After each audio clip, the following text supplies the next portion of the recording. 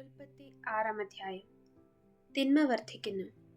മനുഷ്യർ ഭൂമിയിൽ പെരുകാൻ തുടങ്ങുകയും അവർക്ക് പുത്രിമാർ ജനിക്കുകയും ചെയ്തപ്പോൾ മനുഷ്യപുത്രിമാർ അഴകുള്ളവരാണെന്ന് കണ്ട് ദൈവപുത്രന്മാർ തങ്ങൾക്കിഷ്ടപ്പെട്ടവരെയെല്ലാം ഭാര്യമാരായി സ്വീകരിച്ചു. അപ്പോൾ ദൈവമായ കർത്താവ് പറഞ്ഞു, എൻ്റെ ചൈതന്യം മനുഷ്യനിൽ എന്നേക്കും നിലനിൽക്കുകയില്ല. അവൻ ജഡമാണ്. അവൻ്റെ ആയുസ് 120 വർഷമായിരിക്കും. ദൈവപുത്രന്മാർ മനുഷ്യപുത്രിമാരുമായി ചേരുകയും അവർക്ക് മക്കളുണ്ടാവുകയും ചെയ്തിരുന്ന അക്കാലത്തും പിന്നീടും ഭൂമിയിൽ അതികായന്മാർ ഉണ്ടായിരുന്നു. അവരാണ് പുരാതന കാലത്തെ പ്രസിദ്ധിയാർജിച്ച പ്രബലന്മാർ. ഭൂമിയിൽ മനുഷ്യന്റെ ദുഷ്ടത വർദ്ധിച്ചിരിക്കുന്നെന്നും അവന്റെ ഹൃദയത്തിലെ ചിന്തയും ഭാവനയും എപ്പോഴും ദുഷിച്ചത് മാത്രമാണെന്നും കർത്താവ് കണ്ടു. ഭൂമുഖത്ത് മനുഷ്യനെ സൃഷ്ടിച്ചതിൽ കർത്താവ് പരിതപിച്ചു. അത് അവിടുത്തെ ഹൃദയത്തെ വേദനിപ്പിച്ചു. കർത്താവ് അരുളി ചെയ്തു, എൻ്റെ സൃഷ്ടിയായ മനുഷ്യനെ ഭൂമുഖത്ത് നിന്ന് ഞാൻ തുടച്ചു മാറ്റും.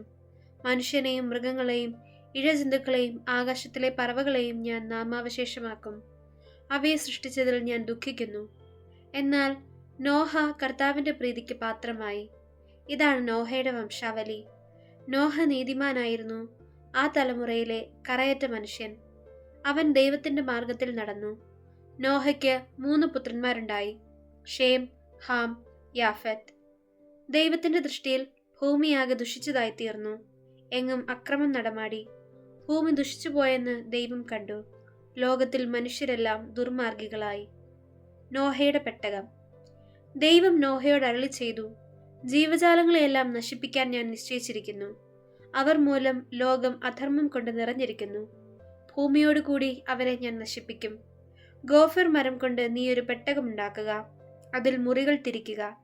അതിൻ്റെ അകത്തും പുറത്തും കീല് തേക്കണം. ഇങ്ങനെയാണ് അതുണ്ടാക്കേണ്ടത്. 300 മുഴം നീളം, 50 മുഴം വീതി, 30 മുഴം ഉയരം. മേൽക്കൂരയിൽ നിന്ന് 1 മുഴം താഴെ പെട്ടകത്തിനൊരു ജനലും വശത്തൊരു വാതിലും വയ്ക്കണം. താഴെയും മേലെയും നടുവിലുമായി 3 തട്ടായി വേണം പെട്ടകമുണ്ടാക്കാൻ. ഭൂതലത്തിലെല്ലാം ഞാൻ ഒരു ജലപ്രളയം വരുത്താൻ പോകുന്നു. ആകാശത്തിന് കീഴെ ജീവശ്വാസമുള്ള എല്ലാ ജഡവും ഞാൻ നശിപ്പിക്കും.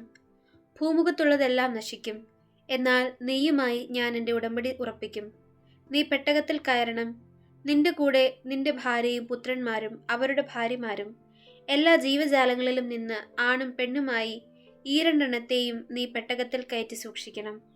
എല്ലാ ഇനം പക്ഷികളും മൃഗങ്ങളും ഇഴജന്തുക്കളും സംരക്ഷിക്കപ്പെടേണ്ടതിന് 2 നിന്റെ കൂടെ വരട്ടെ. നിനക്കും അവയ്ക്കും ആഹാരത്തിനു വേണ്ടി എല്ലാത്തരം ഭക്ഷണവും ശേഖരിച്ചു വെക്കണം.